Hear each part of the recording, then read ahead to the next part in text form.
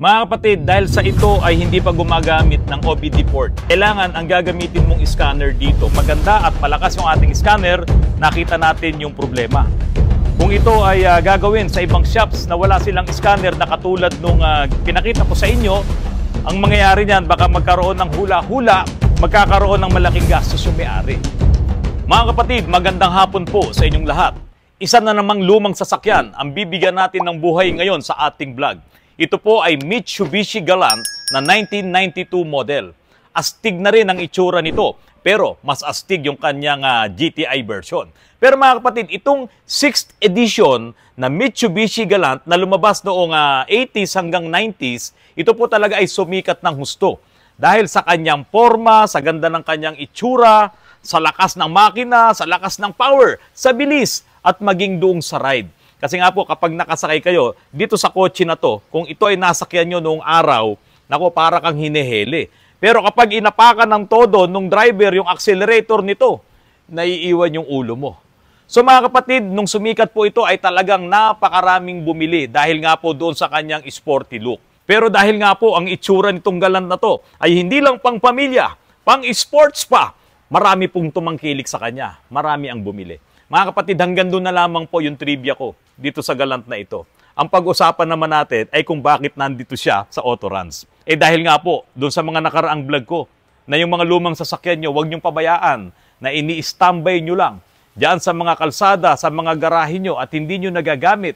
At ito na nga po, dinala sa amin itong napakakinis pang Mitsubishi Galant na ito para aming ayusin. Ano ang unang sira? Ang unang sira po nito, napakaingay ng makina kapag ini-start mo. Nagkaroon po ng problema ang kanyang mga valve lifters. Yung valve lifters po na yun ang tumutulak doon sa rocker arms at doon sa barbula. May pressure ng langis na pumapasok doon sa mga valve lifters na yon. Nasira po, tumukod po yung mga valve lifters na yon, kaya nasira din niya, nakaputol siya ng rocker arm. Matagal naka-stock, hindi nagagamit, tapos ang langis na ginagamit ay yung mga lumang langis pa. Isang dahilan yon kung bakit nasira yung valve lifter. Kung ikaw ay mayroong lumang sasakyan na katulad nito na gumagamit ng valve lifters, napaka-importante po na gumamit ka ng mga magagandang langis. Ngayon, ito po ang catch dyan. Ang mga langis nung araw ay hindi katulad ng mga bagong langis ngayon. At noong araw, usong-uso po na kapag ka nag-change oil ka, bibili ka ng mineral oil, at bibili ka ngayon ng oil additives dahil yun yung marketing nila na kapag ka yung mineral oil nilagyan mo ng oil additives ay talagang gaganda ang langis mo at makakatulong ng malaki sa makina mo. Pero ang naging problema doon, dahil sa nilagyan niya ng additives yung kanyang langis na matagal na palang nandun na sa makina niya, hindi na ngayon siya nag-change oil. Umabot ng 1 taon, 1.5 taon, ito na nangyari. Yung oil sludge na ipon doon sa loob ng makina, lumapot ng lumapot yung langis at yung paglapot ng langis na yon, hindi po yun makakapasok doon sa mga oil galleries ng makina at doon sa butas ng valve lifter po na ito. Maliit na maliit lang po ang butas ng valve lifter na yon. Dahil sa nag-stock up siya, napuno na ng oil sludge yung loob mismo ng valve lifters, nasira na ngayon ng tuluyan yung valve lifters. Mga kapatid, hindi ko po sinasabing hindi magandang gumamit ng mga oil treatment.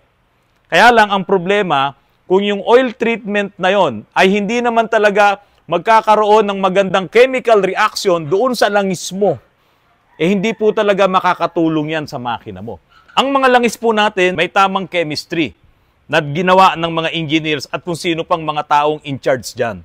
Kung ikaw ngayon ay bibili ka ng oil additives na hindi na nakadesign or hindi na talaga akma doon sa pagmimix ng original mong langis at nung binili mong additives, lalo lang magkakaproblema ngayon ang langis mo. Kaya karamihan, nung gumagamit ng mga oil additives, yan pa yung talagang sobrang dumi ngayon ng kanilang makina dahil sa tindi nung mga detergents na idinagdag mo dahil yun yung karga nung oil additives mo. Nilinis niya ng gusto yung makina, ikaw naman, hindi mo naman inilabas. Dahil sa pag-aakala mo na long life or matagal mong gagamitin yung additives na yon. Nag-circulate ngayon yung mga dumi na yon na nilinis ng oil additives na yon at nagpasukan doon sa mga oil galleries, doon sa mga butas na kanilang pinupuntahan, kasama na dyan yung valve lifters. So yung dumi na yon, matatrap ngayon sa loob ng valve lifters at iyan ngayon ang sisira ng valve lifters mo. Ngayon mga kapatid, balikan natin yung mga langis ng araw. Kung gumagamit ka pa ng mga langis na yan, pero marami na nga pong na-obsolete na, wala ka na mabibili sa tindahan. Pero kung gumagamit ka pa ng mga langis ng araw para dito sa sasakyan mo, purbahan mo, i-prove mo. Tuwing umaga at cold start, kapag in-start mo ang engine mo, maririnig mo muna ngayon yung ingay bago pumino ang andar. Samantalang yung mga langis ngayon, na talagang pinag-aralan nila para mabawasan yung frictions, nagkaroon sila ng bagong chemistry diyan sa mga langis na yan. At kapag start mo nga ng engine mo, halos wala ka nang marinig na ingay ng makina at wala ng friction sa loob ng makina. Yung mga langis na bago, hindi po ito bawal na gamitin sa mga lumang sasakyan. Kaya po dinevelop yung mga langis na to na bago ngayon ay para maproteksyonan yung mga bagong sasakyan ngayon at siyempre mas lalo na yung mga lumang sasakyan. Hindi po sila makakasira ng inyong mga sasakyan, ng inyong mga makina. Ang importante lang doon ay ilagay mo yung tamang viscosity ng langis para sa sasakyan mo. Halimbawa, gumagamit ka ng malaking makina. Aba, wag mo lalagyan niya ng sobrang nipis na viscosity ng langis. Kailangan dyan ay yung talagang tamang viscosity. Kung example, 0W20 ang ilalagay mo sa isang napakalaking lumang makina, hindi na pwede yun. Ang ilagay mo talaga dyan ay yung eksaktong viscosity na recommended para doon sa makina na yon. Siyempre, itataas mo ngayon ang viscosity niyan. Ito pong galant na to ay nilagyan ko na nitong Eni na oil. Ito pong Eni na oil na to, ito po ay produkto na rin nung AGIP. Ang ibig sabihin po ng AGIP ay Azienda General Italiana Petroli. Yan po ay malaking kumpanya. Kasama na nga po yung Eni. Ito ngayon yung ginamit ko dito para po makapasok yung langis na yon doon sa mga valve lifters na inilagay namin dito. Kasi kailangan niya ngayon yung pinakamagandang langis para maprotektahan itong mga valve lifters na ito. Hindi ko kailangan lagyan ng mga oil additives kung ang ginamit ko ng langis ay magandang klase. No need na po yun. Kaya po kayo bibili ng mga fully synthetic na langis dahil iyan ay kompleto na. Kapag lagyan mo yan ng oil additives na hindi naman talaga para sa kanya, hindi nakadesign para sa kanya, sinisira nyo lang yung chemistry nung langis na yon. Nag-advance ang technology ng langis, pero itong mga lumang sasakyan na naiwan, pwede ba silang gumamit yan? Pwede po. Tulad nga po nung sinabi ko sa inyo kanina. Yung lahat ng mga bagong langis ngayon ay back compatible sa lahat ng mga lumang sasakyan. Pero piliin mo lang yung tamang viscosity. Tapos na po ito, napalitan na namin ito ng valve lifters at yung rocker arm assembly. Kaso may lumabas na check engine. Check engine para sa isang 1992 na Galant. Kung wala kang scanner, paano mo ngayon malalaman kung ano ang sira nito? Kaya dito na ngayon nagkakaroon ng maraming problema. Hindi po lahat ng mga shops ay may mga scanners. Ngayon, kung meron man silang scanner, ay yung bang scanner nila ay kayang mag-scan nung ganitong mga lumang sasakyan. Ngayon, ipapakita ko po sa inyo kung paano ko in-scan itong Galant na MPI na model na ito, 1992, na 6th generation na Mitsubishi Galant. I-start ko muna to para maipakita ko po sa inyo na ito ay mayroong check engine light. Okay, start muna natin. Ayan, maingay lang yung fan belt, no? Dahil sa ito ay hindi pa gumagamit ng OBD port, yung saksakan ng OBD, kailangan ang gagamitin ng scanner dito ay yung mayroon siyang port na nakasakto doon sa pagsasaksakan mo dito. Ganito yung sinasaksakan doon sa ilalim. Yung OBD ganito, talagang magkaiba po siya. Ngayon, itong port na to, yung gagamitin natin doon ay kasama po nung mga adapters ng aking scanner. Yung scanner ko po, ito yung mga adapters na meron siya. Ayan mga kapatid, marami-rami rin po ito. So, halos iba't ibang uri ng sasakyan, iba't ibang modelo, iba't ibang brands ay kayang ma-scan po nung scanner natin. By the way mga kapatid, ito pong adapter natin, pati itong Bluetooth natin, ay kailangan niya ng external na power supply. Na isasaksak ko naman dito sa saksakan ng cigarette lighter. So ayun, nagka-power na po tayo. Ikakabit ko na ngayon itong socket natin doon sa port na nandito po sa ilalim ng dashboard. Naisaksak ko na po yung adapter natin para ma-read ngayon ng ating scanner. Ngayon, may power na yung ating Bluetooth at ito na po yung ating scanner. na gagamitin. Una natin gagawin, i-click mo yung local diagnose. Ayan. Tapos, kailangan naka-on yung ating ignition. Naka-on na siya. And then, punta tayo sa Mitsubishi.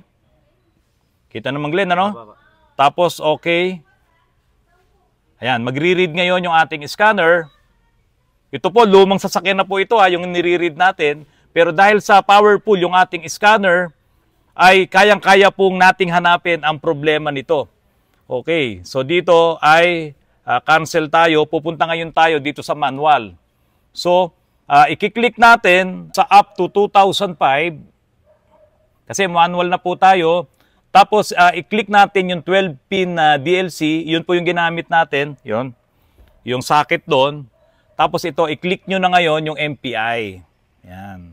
Pag kinlik natin tong MPI, makikita na natin ngayon yung problema niya. Yung kanyang check engine. Ayan. System ID E01C. Okay. Ito na po. Read fault code ngayon tayo. Ayan. Ang nakita po natin, yung AFS, no? DTC12 at itong DTC25. Ito naman pong baro. So ano po ba yung dalawa na yan? Ito po yung air and fuel at ito naman yung barometric pressure na nadidetect po nung ating scanner. Pati dito yung kanyang check engine.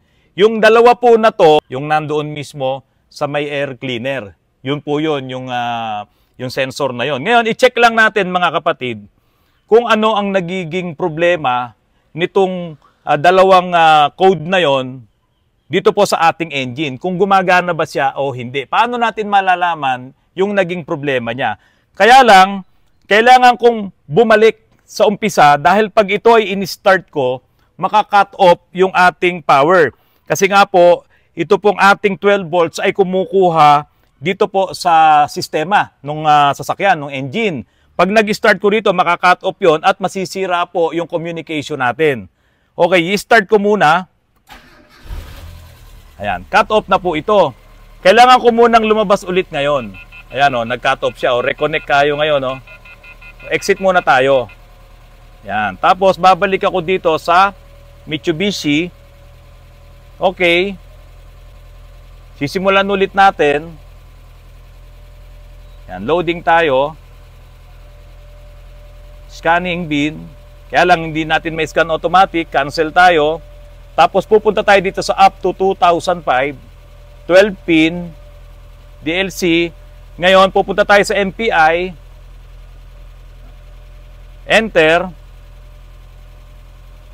Okay. Read data stream ngayon tayo.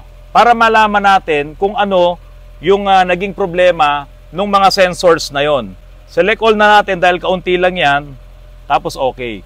Tignan natin kung nagpa-function. So dito sa AC relay, naka-off siya dahil patay naman yung aircon natin. Sa AC switch, naka-off siya dahil patay yung aircon. Ito yung advanced ignition. Ito na po yung AFS. Tignan nyo mga kapatid, 0. Hindi nagtatrabaho yung ating air and fuel sensor. Sira po siya, may problema siya. Ngayon, meron pa tayong isang naka-0 dito. Yun nga pong baro. So yung barometric pressure sensor po na yan, mga kapatid, kapag hindi gumana yan, ay talagang magche-check engine po tayo rito. Ayan. Ngayon, tinry ko na po na i-delete itong mga fault codes na yan, ay hindi po siya nadi-delete dahil nga po sira. May problema yung dalawang sensor na yon.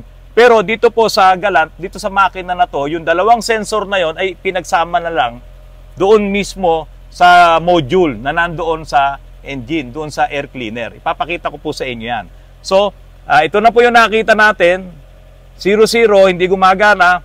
Yung mga problema na yan, kaya po nagkaroon to ng check engine. Ngayon, ito ngayon ang problema natin. Dito po sa Galant, medyo mahirap na po kasi ang pyesa nito. Kaya kung sakaling ito ay hanapan ko ngayon ng pyesa sa mga susunod na araw, ito pong vlog ko na to, makakarating ngayon doon sa may-ari nito, tulungan nyo po akong maghanap ng pyesa po na ito. Sa online, baka may makuha pa tayo at doon sa mga enthusiast or doon sa mga group ng Mitsubishi Galant na baka meron tayong makuhang pyesa sa kanila kahit surplus. Kapag napalitan na po yung pyesa na yan, mawawala na rin itong check engine na yan. Magiging maayos na po ang inyong sasakyan. Ito lamang po ang kagandahan na kahit na luma yung sasakyan, Kung ang inyo namang scanner ay very powerful at kompleto sa mga adapter na to, katulad nito, ay malaking tulong po talaga. May i-scan natin ang mga problema.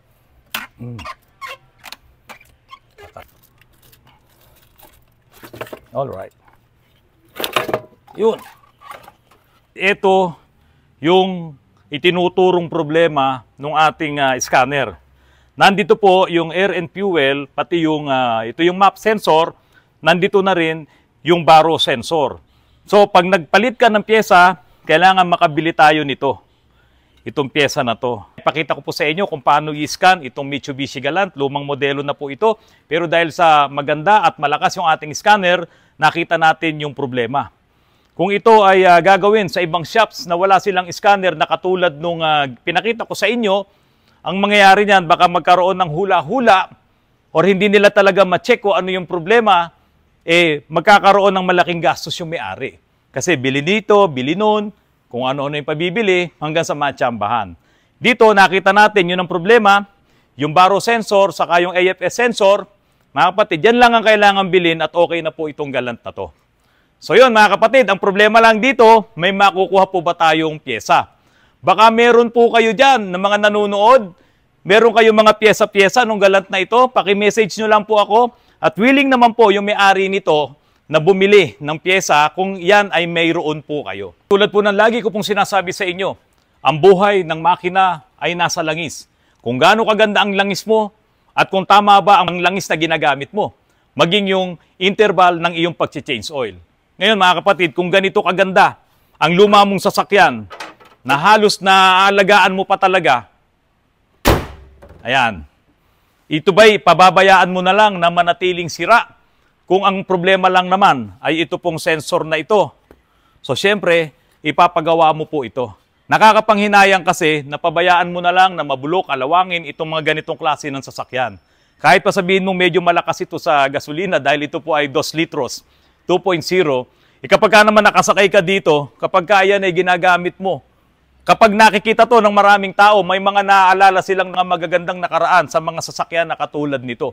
Na magandang maganda, sobrang ganda pa ng loob nito. Alagaan nyo po ang inyong mga sasakyan, gumamit po kayo ng magandang langis at manatili po kayong nanonood ng aking mga vlogs dahil dito po sa mga ginagawa kong mga vlogs, isinasama ko kung paano natin naayusin, kung paano tayo makakagawa ng paraan kung ang inyong mga lumang sasakyan ay magkaproblema na. Mga kapatid, maraming salamat po sa patuloy na pagtangkilik nyo po sa aking channel. Mabuhay po tayong lahat, mag-iingat po kayo sa inyong mga pagbabakasyon at magkita-kita po tayong muli sa mga susunod na araw. Magandang gabi po at maraming salamat sa inyong lahat.